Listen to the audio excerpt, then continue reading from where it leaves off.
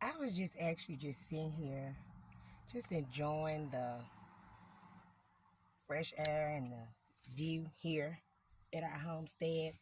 I'm actually sitting in the vehicle because I'm fixing to get ready and go take care of some business. But I was just sitting here and just doing a lot of thinking and just talking to God and letting God know how this world is and letting Him know how people treat people and actually just saying, Lord, touch their hearts and allow them to help people and don't allow them to look at people, especially the ones that don't have any money.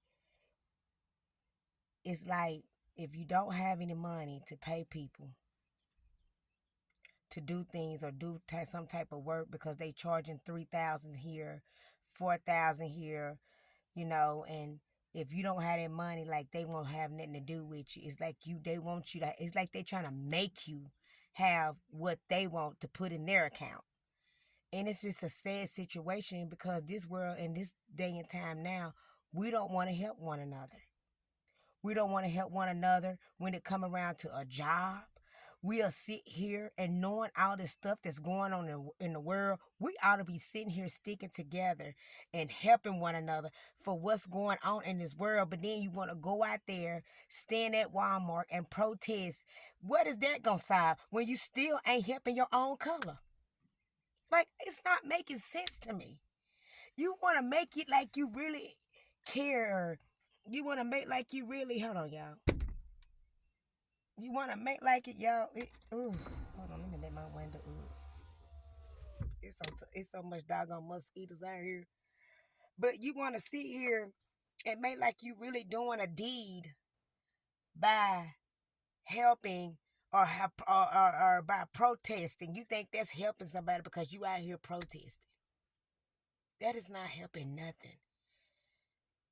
Where you get your blessings from is when you help one another. When you know somebody that came out of a struggle and they trying to get there. But you don't want to you don't want nobody to help you. I mean, you don't want to help them to get to where they need to go or do. It seems like somebody you got to see or you got to know that they're going through a struggle before you help them. That is not a blessing. That is not a blessing. That's why some of you are going through so much because you don't know how to bless. You don't know. Let me tell y'all this thing that I was, this testimony. Because to me, I believe it's a testimony to me because I helped somebody. I was in the store and I was standing behind this guy. And the guy appeared to me, looked like he was like really going through and he was going, struggling because I could tell how he was carrying himself and what he was also buying. And so I everybody else, okay, it was a woman behind me and the lady that was checking him out. They were just standing up there and he was asking a woman numerous of times. He said, "What did I get? Why is it so high?" And then what's so bad about it? The stuff run nothing but $11. And the woman that was checking him out was just sitting there looking at this man, counting out change. And then I looked to my back and I seen this woman that wasn't the color of me, because the guy that was in front of me he's a white guy. And I'm looking at her like,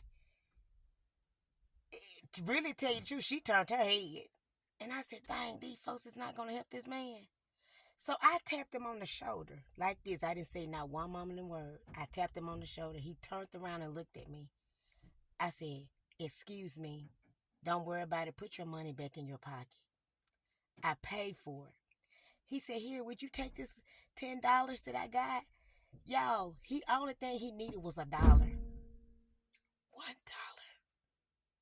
and a couple of change. $1 and a couple of change. And they still didn't want to help that poor little man. I told that man, I said, here, I got it. Don't worry about it. I got all of it. He said, well, take this 10. I said, no. I said, you put that 10 in your pocket. He said, oh my God. He said, well, thank you. I said, you welcome. He said, God bless you, sister. I said, God bless you too, sir. And I paid for the whole thing and told him to put that money in his pocket. Because at the end of the day, even though I didn't have it, Jesus, I didn't.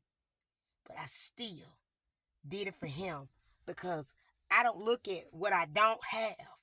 I'm looking at that I can be a blessing to somebody else. If a person can't help you with a dollar and some change, and I told her, I literally sat there and told him, I said, put all that in your pocket, the 10. I said, I don't want your money. And I meant that from the bottom of my heart. I don't want his money. What's the purpose of me taking the 10 from him and I'm paying for the $11 stuff, but yet I'm still taking 10? What is he going to have still afterwards? See, y'all don't know how to be a blessing to somebody. Y'all don't know.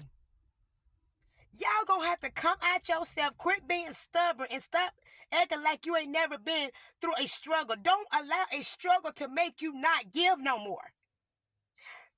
Allow a struggle to make you look at a situation and say, I've been there and I can help you to come out where I was because I'm going to be that blessing to you.